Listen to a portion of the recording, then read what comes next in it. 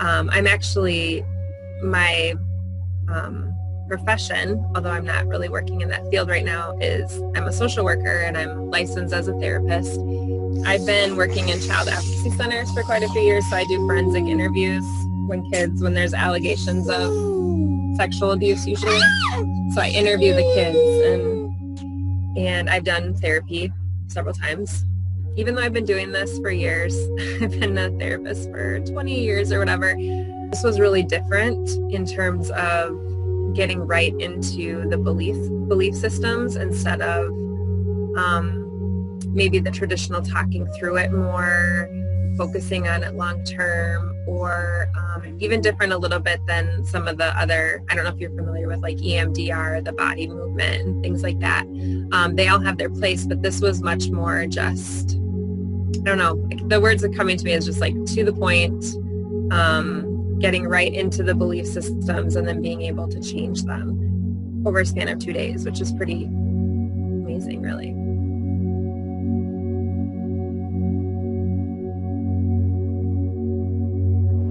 It was great. I think I didn't really know what I was getting into, but it was definitely healing, to say the least. But I think just really different than anything I've experienced. And I've tried a lot of things.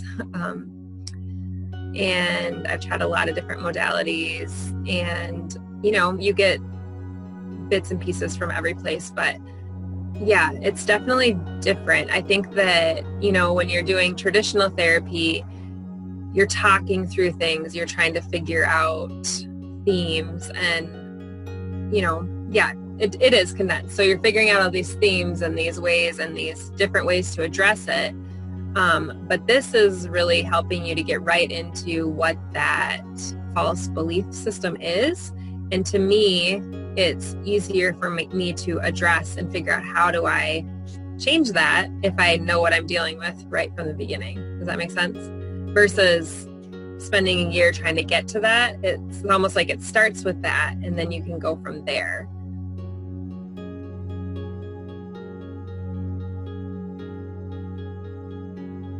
It's hard to go right back there, but just peaceful, I guess, which was interesting because it wasn't really peaceful thinking of things or having things come up, but just having stuff brought to the surface and being able to see those patterns. It just felt really hopeful, I guess.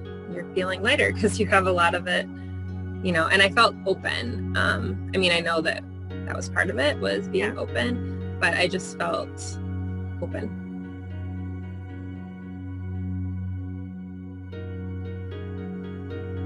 I actually felt really good that, it was in the afternoon, so that evening I felt just lighter. Some of the, I don't know what you call them, the scenarios or situations that I talked about or that I wrote about had to do with certain people in my life. And those people were actually at my house visiting. And so it changed how I was relating with them immediately, which I found fascinating and really hopeful. Just, like you're saying, years of work on this. And then suddenly one afternoon, I was just like, oh, this is easier now.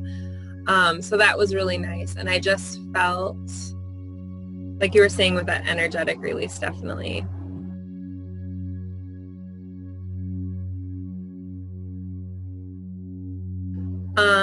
The follow-up session was really helpful as well.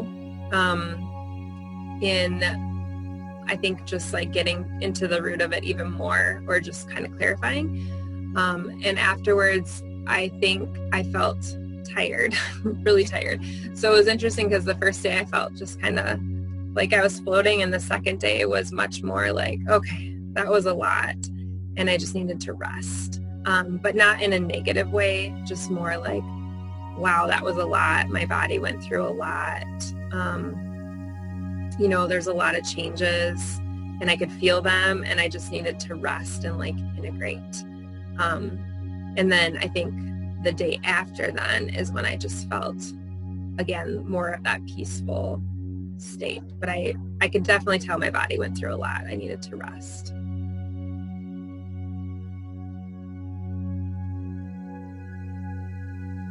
Okay, so let me explain. The first few days, I found myself having thoughts drifting in that were kind of related to the old belief system, and a lot of them. And I don't know if I was just having more because I had gone through this, and so it was kind of like my brain was trying to catch up or something, or if I just had this many thoughts before and I wasn't always aware of them. I don't know which it is yet. But I was having thoughts come in, and then I was able to just say, no, that's not true. And I had my list of new mantras or thoughts. I had my long list. So then I would just say them to myself and remind myself of that. And I could just get through it so much faster. So I noticed that the first 2 days, I would say especially, where I was just having these thoughts come in, whether it was about parenting or, interactions I had with people or just anything. And I would have this thought come in, and then I would be able to squash it right away. And not that I don't want to feel it, because I do, but I was, instead of having to go into this whole deep cycle of it, and I know that's part of it too, is planning for that. I didn't need to. I didn't feel the need to. I just was like, oh no, that's not true, and I could stop it. And I've had that awareness before. I've listened and read Eckhart Tolle a lot, and I love listening and reading him. And so I know, like, that comes in, you can stop it. But I've never really been that successful at it. And I felt like I really was. So that was big. And then after those maybe 2 or 3 days, I just haven't really had as many of those thoughts. So again, I don't know if it's because I was retraining my mind, like, no, stop going there, or if it's because my mind was kind of trying to catch up to my body, but it was pretty intense for 2 days. So yeah, that felt really cool to be able to just like say, no, we're not going there, and that's not true, and moving on. And I felt fine,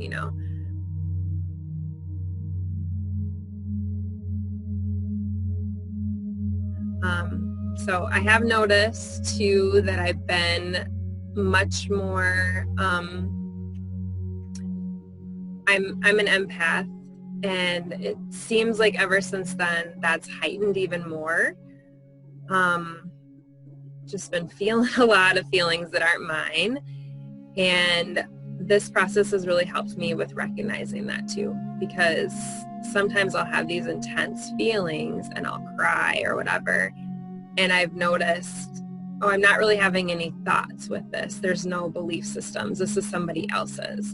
And so it's just made me much more aware of when something is mine and when it's not, which helps me to move through that faster too. I'm like, okay, I'm going to cry a little bit for whoever this is for, or for the world, and then I can move on. It's not about me. I'm not going to feel, whatever it is, shame or worry. It's just what it is, and I'm going to move on from it. So yeah, definitely a lot of changes.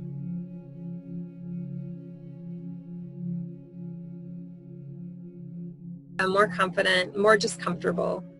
For me specifically, I have a hard time with large groups of people, and it has to do with my beliefs that were not true. And so I've had a couple experiences around that since, because this was only a couple weeks ago, but we've had all these visitors and several birthdays and parties and whatnot. And so I've been able to, when I feel that feeling come up of, I'm not worthy or lovable, whatever it is, I've been able to just kind of take a moment and remind myself that's not true. Sometimes I'll go look at the mantras, and it's almost like I'm just more comfortable. I'm like, okay, I can just go be me. No one's, I'm lovable, and I am who I am, and I'm just gonna be me. So I can't say that 100% I don't have these come up still, but I'm able to work through it. Whereas before, I would just be kind of stuck in that the whole time and maybe feeling ill at ease the whole time. And now I can, like, right away just kind of remind myself that's not true.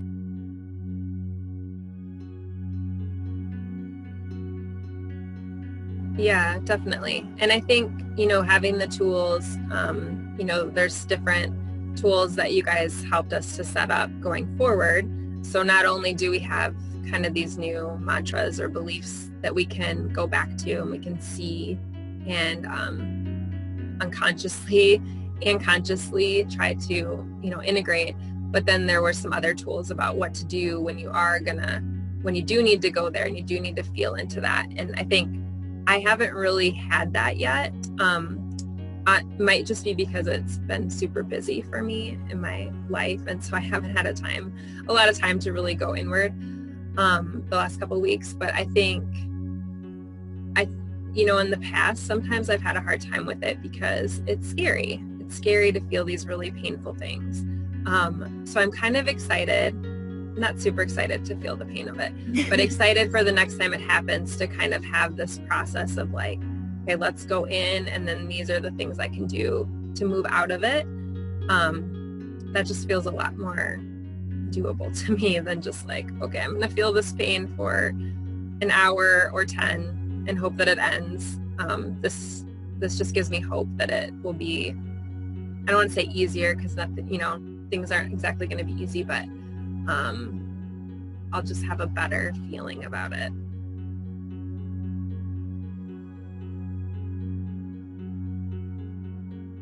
No, I mean, I actually enjoy doing it as part of a group.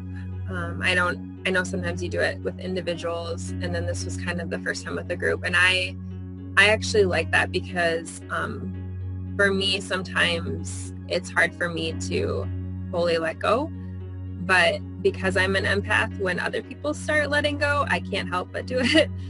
So once somebody else starts, crying or letting that energy flow through, I can't help but go there too. So for me, that was a little bit easier, actually, I think, than it would have been individually.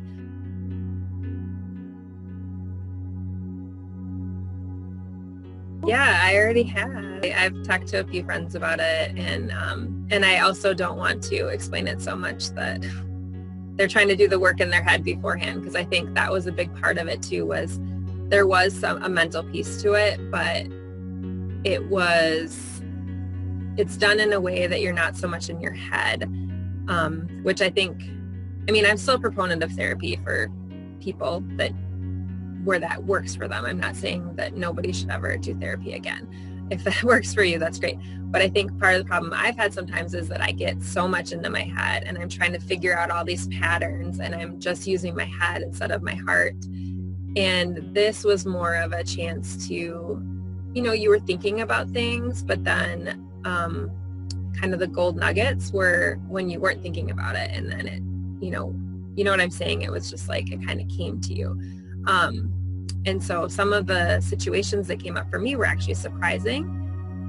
Not after I thought about it, but that wasn't what I would expect would have come to my head. And like, I guess what I'm trying to say is I could sit in therapy forever and I might never have gotten to those things.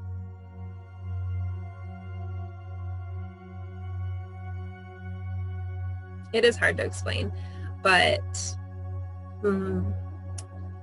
like I said, I've told a couple friends about it. I think the reason I've told some friends about it is because it is a way to just really go deep and to get to the root more quickly. And I don't want to emphasize the quickly exactly, because I don't think that easy is always, or fast is always, the best. Even with some spiritual practices, it's about not feeling it or trying not to have to go there.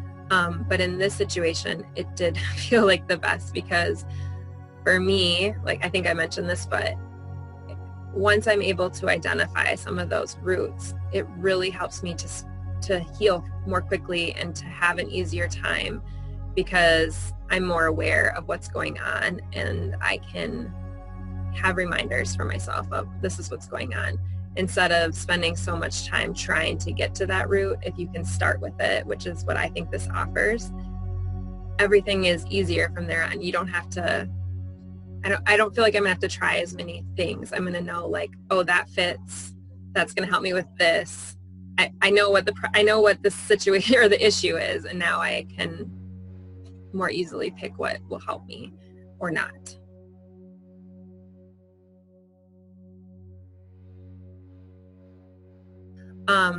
But I would just say, you know, our group that was there, we didn't all know each other, but we all had a trust because of being part of a group prior to that. So for me, if I was with a group of new people, I'd probably want a chance to just have a few minutes to like introduce ourselves and maybe share a little bit just to build that trust. It's not easy for me to trust and like completely let go. So I think that could be something other people might need. And not for everybody. Some people have no problem with that. And sometimes that's just being, you know, having a few minutes to be vulnerable at the beginning and be authentic. And I think for me anyways, if somebody's being authentic right away within a minute, I have that trust, you know, so having that real conversation to start and just knowing that everybody's invested and being vulnerable all together, you just have that trust.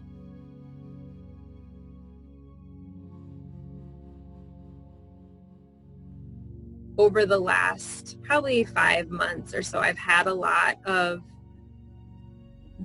times where I need to go to that place and I need to feel those deep feelings, and I start this spiral. So the spirals have been more intense for me this past half of a year. And they will last a very long time. Sometimes it's at night, so before I go to bed, like 4 hours, but sometimes it'll last days. That is a picture. Yeah, a long time. It's very physically painful for me. And so now I can feel myself going into it, and right away I'm able to stop from going that far, which has been amazing. So once I get into a time though where I actually need to feel into it and I can't just stop, I'll let you know. But I have a feeling it's going to be a lot shorter with the tools that you gave, because I'm excited about them. I have them all written down and I'm ready to use them.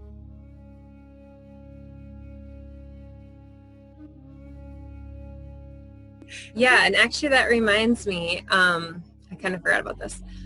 So the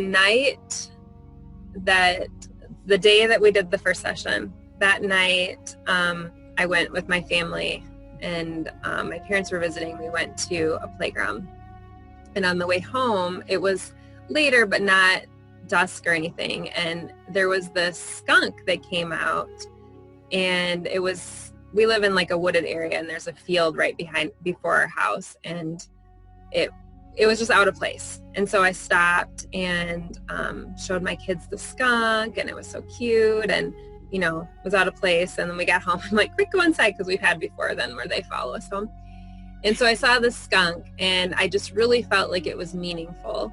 And you know, I looked it up, and I looked up the gene keys and spiritual meanings and stuff, but I don't remember exactly which gene key it was. But the message that I was getting was that it was talking about, you know, being powerful. And so then the next morning, I got up before everybody else, which doesn't always happen. And I was just in the kitchen, kind of meditating and just being, and I had my eyes closed, and I just said, you know, like out loud, I said, I really loved seeing that skunk tonight. I'm open to any more signs today. And then I opened my eyes, and there's the skunk walking right in front of our kitchen window, like at 8:30 in the morning. And so yeah, to me, that was so related to this whole session, because it was just like, sure, there's parts of me that maybe are, you know, shadows, or maybe not everyone's gonna love, but they're part of me, and I'm still powerful and a beautiful animal, and you know, I'm just gonna walk around and be who I am, like that skunk. Sure, you might have these like stinky parts of you, but you're still awesome, and you're still powerful, and you're still beautiful, and you can go out and be in the world. And that's kind of what I got.